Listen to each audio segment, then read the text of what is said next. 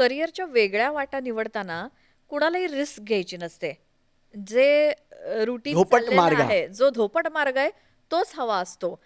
समोरचा चाललाय, माझ्या वर्गातले 4-5 मित्र 10-12 जणांनी ही फॅकल्टी निवडली आहे, हे करिअर निवडले, तर मलाही तिथेच जायला. जर मी वेगळं काही निवडलं आणि माझ्या बाबतीत जर काही उलटं-सुलटं झालं, तर ती रिस्क नको असते. हां, कारण प्रत्येकाला 99% लोकांना 5% ठिकाणी जायचं असतं हं, आणि 5% लोकांना 99% ठिकाणी जायचं असतं.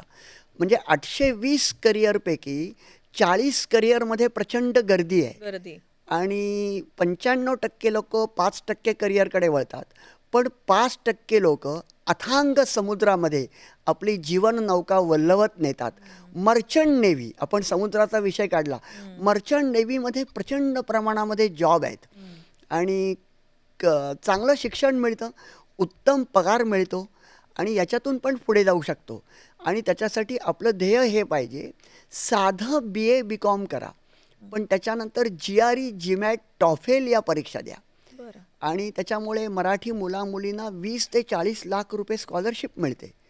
मग मुलं-मुली स्कॉलरशिपचा विचार करतात का? शिष्यवृत्तीचा विचार करतात का?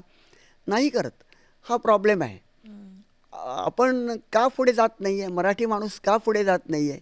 तर we are earning in rupees and spending also in rupees. हं. पण earn in dollars and and spend spend in rupee हे केलं पाहिजे. ₹85 दिले की $1 मिळतो. म्हणजे 85 वर्ष भारतात नोकरी करून जेवढे पैसे मिळतील, परदेशामध्ये एका वर्षात मिळतील.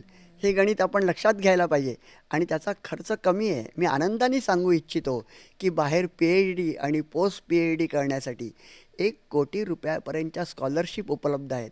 मराठी पालकांना माझी विनंती आहे, याची माहिती आत्ताच घ्या.